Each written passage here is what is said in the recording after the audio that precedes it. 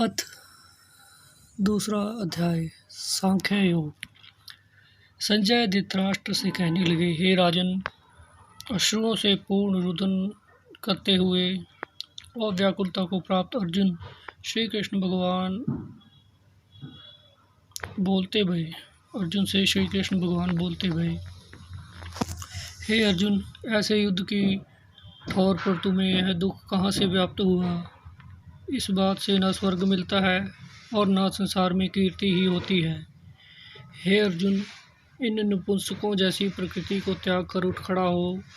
अर्जुन बोला, हे मधुसूदन, भीष्म और द्रोणाचार्य तो पूजने योग्य हैं, इनकी पूजा कीजिए। इन पर बाणों का प्रहार किस भांति किया जाए? ये तो बड़े महागुरु हैं, इनके मारने से मेरा कल्याण कहाँ है? इंद्रियों की तृप्ति के निमित्त इनका घात करिए, इनको मारकर राज के भोग भोगिए, सो इनके रुधिर के साथ लिपटे हुए भोगिए। और यह भी आवश्यक नहीं है जो सर्वदा हमारी ही जीत हो। जिसको मारकर हम जीना चाहते हैं, वे धृतराष्ट्र के पुत्र हमारे सम्मुख खड़े हैं। आपने जो कहा कि नीच बुद्धि को मत प्राप्त हो, सो मैं नीच बुद्धि के पाप को मानता नहीं और ऐसा मूर्ख हो गया हूँ जो धर्म को भी नहीं समझता कि धर्म मुझको किस प्रकार हो सकता है और अधर्म कैसे। प्रभु जी, मैं शासन योग्य हूँ, मनसा वाचा कर्मण से तुम्हारी शरण आया हूँ, जिससे मेरा कल्याण हो। सो बात निश्चय कर मुझको कृपा कर कहो, जिससे मेरा शोक दूर हो। हे प्रभु जी, जो शत्रुओं को मारकर निष्कंटक सारी भूमि का राज पाऊँ और देवलोक जो स्वर्ग है उसकी राज्य सामग्री पाऊँ, तो भी इनको मारकर मेरा शौक नहीं जाएगा। भूमि के राज्य की तो बात दूर है। संजय वाच, हे राजन, यह बात केशव जी को अर्जुन कहता है। हे गोविंद, मैं इनके साथ युद्ध किसी भी प्रकार नहीं करूँगा। यह कहकर अर्जुन चुप हो गया। संजय धृतराष्ट्र को कहते हैं, हे राजन, जो ऐसे दुख प्राप्त अर्जुन को श्री कृष्ण भगवान जी हंसकर कहते हैं।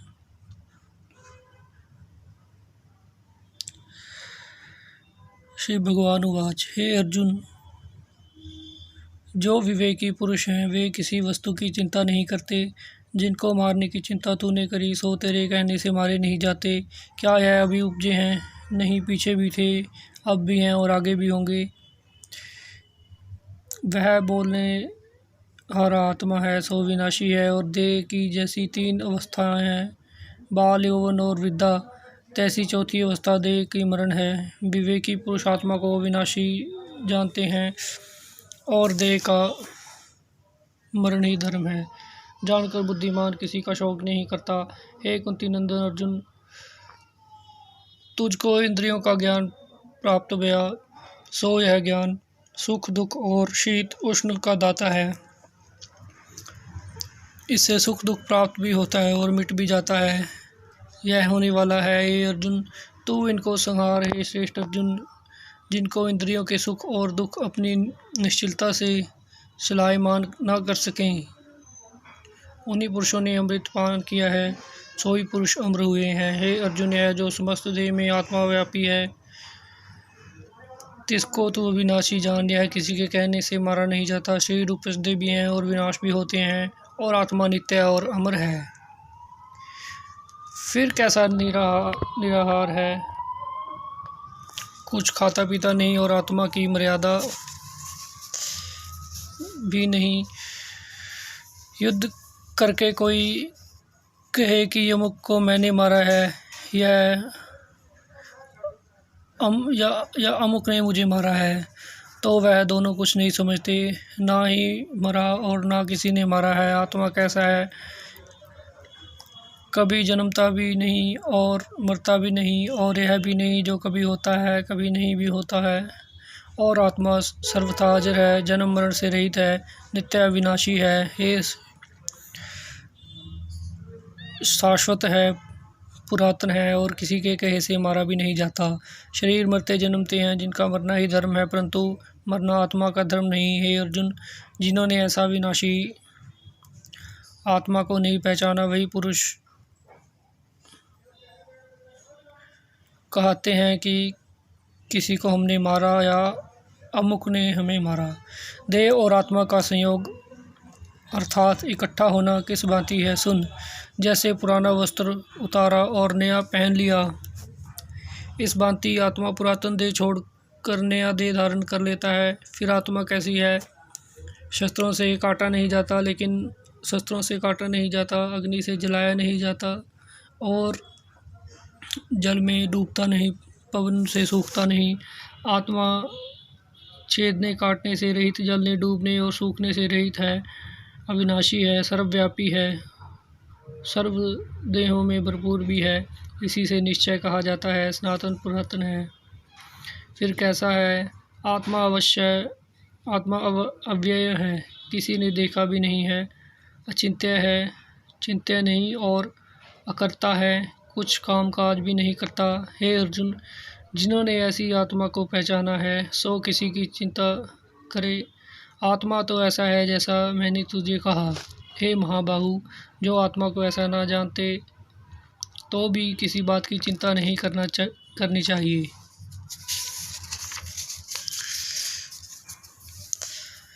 जो जन्मा है सो निश्चय कर वह मरेगा, जो मरे हैं उनका निश्चय कर जन्म है। इसी भांति समझकर चिंता नहीं करनी चाहिए। और अब सुन, इन सभी भूति प्राणियों शरीरधारियों का आदि अंत नहीं जाना जाता कि कहाँ से आए कहाँ जाएंगे, बीच से ही वे दिखने लगे हैं। जब शरीर को छोड़ते हैं तब नहीं जानते कि कहाँ गए। जिनका आदि अंत ना जाना जाए कि कहाँ से आए कहाँ को गए, उनकी चिंता क्या करें। अब और भी सुनो। इस बोलने हारे आत्मा को देखना चाहे सो आश्चर्य होकर देखता है, और सुनता भी आश्चर्य से है। आश्चर्य क्या है जिसका कुछ निर्णय ना किया जाए कि यह क्या है। यह बात आत्मा की निश्चित कर जानिए कि यह विनाशी है। इसलिए हे अर्जुन, तू किसी भूत प्राणी की चिंता ना कर। तू क्षत्रिय है, युद्ध करना तेरा धर्म है। तू अपने धर्म से मत गिर। ऐसे युद्ध विषय कल्याण क्षत्रियों को दुर्लभ है। यह सभी योद्धा अपनी इच्छा से आए हैं, स्वर्ग द्वार इनके लिए खुले पड़े हैं। हे अर्जुन, इस युद्ध मार्ग के मुख से ही स्वर्ग प्राप्त होवेगा। जो तू यह धर्म संग्राम ना करेगा तो तेरा धर्म और कीर्ति भी चली जाएगी। धर्म और कीर्ति को छोड़कर पाप को प्राप्त होवेगा। जो लोग तेरी कीर्ति करते हैं वे ही तेरी निंदा भी करेंगे कि अर्जुन बलहीन है। लोगों में जिसकी निंदा हो उसके जीवन से मरण भला है। जो योद्धा तेरे से डरते हैं और महारथी योद्धा मानते हैं, वो ही योद्धा कहेंगे अर्जुन बलहीन है, और बुरे वचन कहेंगे, तेरे पराक्रम की निंदा करेंगे। यह सुनकर तुझे बड़ा दुख होगा। यदि तू युद्ध में शरीर छोड़ेगा तो स्वर्ग में जाएगा, जीतेगा तो भूमि के राज का सुख प्राप्त होगा। इसलिए अर्जुन, तू उठ खड़ा हो, युद्ध का निश्चय कर, सुख दुख को समान जानकर युद्ध कर, तुझे पाप नहीं लगेगा। हे अर्जुन, तुझको यह सांख्य शास्त्र का मत बताया है। अब बुद्धि योग सुन, जिसके सुनने समझने से तेरे यह जन्म मरण के बंधन को काट डालेगा, मुक्ति पावेगा। अब प्रथम तू मेरी बात सुन। मैं अपने भक्तों के साथ कैसा हूँ। जो मेरे भक्त मेरी पूजा भक्ति स्मरण भूल कर भी करते हैं, जिनका पाप कुछ नहीं, मैं क्यों कर मानूं। जो मेरा भक्त मेरे प्रेम में मग्न हुआ है, जिसकी सुध नहीं है, जिसकी साखी सुन। जैसे राम अवतार में भीलने की गति हुई कि प्रेम के साथ झूठे भेड़ भक्षण किए हैं। हे अर्जुन, मेरी गति देखने में थोड़ी है। एक तुलसी दल और पुष्पमाला मुझे समर्पण करे और एक बार नमस्कार करे और एक बार मेरा नाम ले भी। देखने को थोड़ा है पर इसका फल बहुत बड़ा है।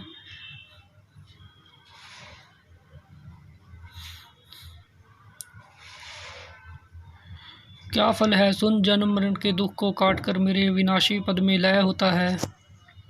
यह तो भक्तों के साथ मेरी प्रीति है। सो कही है और भक्ति का फल भी कहा है। अब जैसी मेरे साथ भक्तों की बुद्धि है सो सुन, मेरे जिन भक्तों की केवल मेरे चरण कमलों की सेवा के साथ प्रीति है, वे प्रभु बिना किसी दूसरे को नहीं मानते, मेरे नाम बिना कुछ मुख से कहते भी नहीं, ना सुनते हैं, केवल दृढ़ निश्चय है। जिनका निश्चय मेरे साथ नहीं, उनकी बात सुन, उनकी मति अनेक और भरमती रहती है। जिस और किसी ने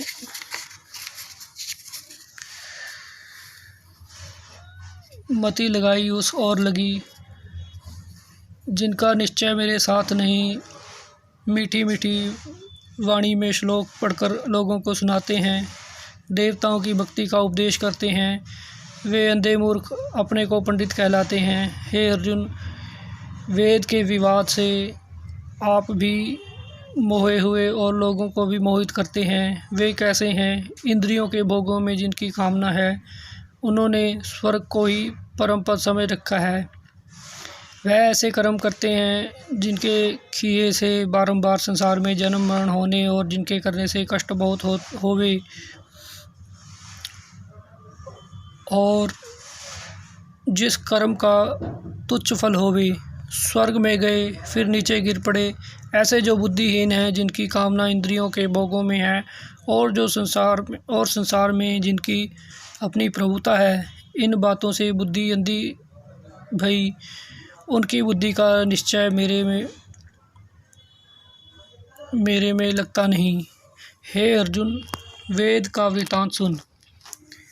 वेद की बुद्धि भी तीनों गुणों में है। तू इन तीनों गुणों से अतीत है। वह कैसा है जहाँ न शीत हो, न उष्ण हो, न जन्म मरण हो। ऐसी जो आत्मा सत्य स्वरूप और नित्य है, तो इनके साथ जुड़। आत्मा के सुख इंद्रियों के भोगों के सुख में बड़ा भेद है। जिनका दृष्टांत सुन, जैसे कुआं, तालाब, नदी, इनके विषय में एक ही कार्य हो। जो कुएं पर जाकर यत्न से जल निकाले तब पान कीजिए, पर भली भांति कुएं में स्नान नहीं होता, वस्त्र भी धोए नहीं जाते। और जो तालाब छोड़ नदी पर जावे, वहाँ पीने का जल नहीं, स्नान करते, वस्त्र धोते। और जब महाप्रलय में जहाँ सातों ही समुद्र एक हो जाते हैं, ऐसे अनंत जल में भली भांति स्नान भी होए, जलपान भी होए, वस्त्र भी होए। इस भांति आत्मा ब्रह्म के साथ जुड़कर अनंत सुख पाता है। इस सुख को मेरे उपासक ब्रह्मा, नारद, तपस्वी सब जानते हैं। इस कारण हे अर्जुन, ऐसा जो आत्मा सुख है, तिसके साथ जुड़। तेरा जो क्षत्रिय धर्म है सो कर, फल कुछ ना मांग, हार जीत एक समान जान कर युद्ध कर, हर्ष शोक से रहित हो। इनका नाम समता योग है। हे अर्जुन, ऐसे युद्ध योग के साथ जुड़कर पाप पुण्य दोनों को काट डाले और बुद्धि योग कर आत्मा के साथ जुड़, इसका नाम कल्याण योग है। ऐसे विवेकी पुरुष हैं सो फल किसी कर्म का नहीं चाहते, मेरे साथ जुड़ते हैं। फल चाहते हैं सो नीच मति हैं। हे अर्जुन, अब तू मेरे साथ बुद्धि को निश्चल करेगा, तब जन्म मरण के बंधन काट कर मेरे अविनाशी पद को प्राप्त होगा। हे अर्जुन, जब मोह के जाल को तेरी बुद्धि तोड़ेगी, तब जितने शास्त्र सुने हैं उनसे भी विरक्त होगा। जब तेरी बुद्धि निर्मल होगी, तब तू समाधि योग के सुख को जानेगा। श्री कृष्ण भगवान के वचन सुनकर अर्जुन प्रश्न करते हैं, हे केशव, जिसकी निश्चल बुद्धि है, तिनके लक्षण कृपा कर कहो। तिसकी बोली कैसी है, समाधि कैसी है, लोगों के साथ किस भांति बात करता है और चलता बैठता किस भांति है, मैं कैसे समझूं कि यह निश्चल बुद्धि है। इतना सुनकर श्री कृष्ण भगवान कहते हैं, हे अर्जुन, जिसकी कामना किसी बात पर नहीं उठती, जो अपनी आत्मा को संतुष्ट पाकर संतुष्ट है, उनको तू निश्चल बुद्धि जान।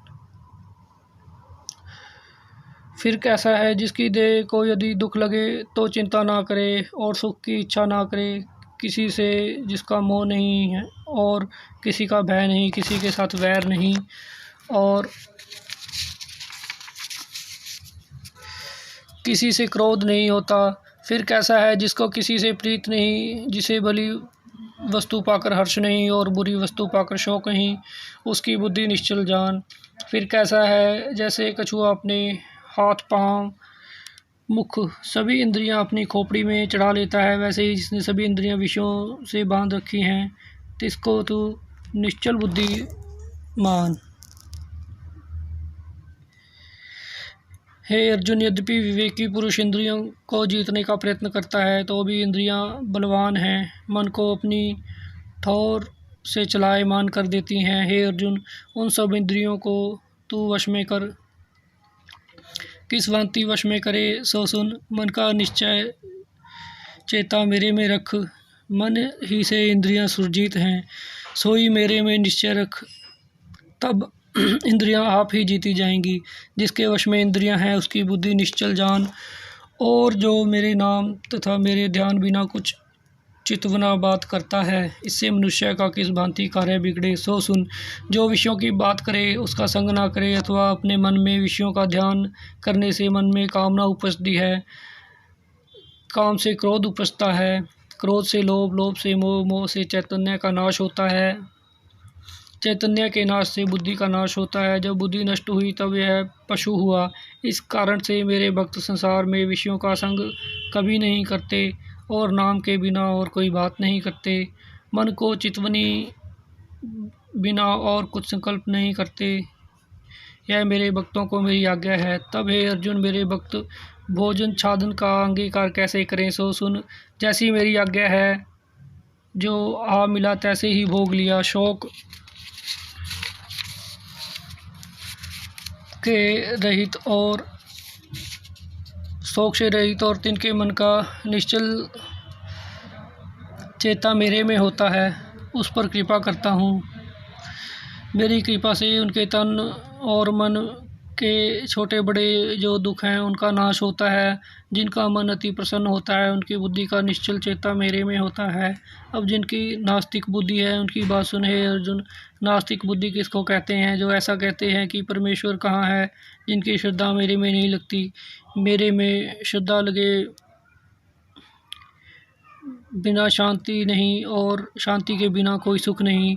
नास्तिक बुद्धि दुखी रहता है हे अर्जुन, जो इंद्रियां विषयों की ओर चले और उनके पीछे मन को ना जाने देवे, उसकी बुद्धि कैसी है सो सुन। जैसे नौका नदी के परले किनारे चलती है और पवन का झोंका साथ आता है तो नौका को इस तट पर नहीं लगने देता, वह जिधर किधर आ लगती है। इस भांति इंद्रियों के पीछे मन को ना जाने दे। इसलिए हे अर्जुन, प्रथम तू इंद्रियों को वश में कर। जिन पुरुषों ने इंद्रियां अपने वश में करी हैं उनकी बुद्धि तैसे ही मेरी भक्ति पूर्ण और निश्चल चाहिए, तो निश्चय जान। हे अर्जुन, अब और सुन। मेरे स्मरण में जो आनंद है उसे संसारी नहीं जानते हैं। उनके वास्ते मेरा भजन रात है, जिनमें मनुष्य जागते हैं और संयमी जो मेरे भक्त हैं सो उस ओर से सो रहे हैं। उनके वास्ते संसार की बात रात्रि है। और जो मेरे भक्त हैं भजन में जागते हैं, सावधान हैं। मेरा जो पूर्ण भक्त है उसके लक्षण सुन। जैसे समुद्र अपने जल से पूर्ण और निश्चल है, वह कैसा है जिसकी कामना मेरे भजन बिना किसी बात को नहीं चाहती। ऐसे जो अप्रिय, अवांछी, निरहंकार, ममता से रहित है, वह शांति पद में लीन है और शांति उसमें लीन है। हे अर्जुन, यह मैंने तुझको ब्रह्म स्थिति कही है। जो ब्रह्म में है उसकी यह स्थिति स्वभाव से प्राप्त हुई है। सो फिर माया के लोभ से नहीं मोहा जाता, क्योंकि वह माया हर निवाण ब्रह्म पद को जा प्राप्त होती है। श्रीमद्भगवत गीता सुपनिषत्सु ब्रह्म विद्या योग शास्त्र श्री कृष्ण अर्जुन संवादे विशुद्ध योग नाम द्वितीय अध्याय। जय श्री कृष्ण।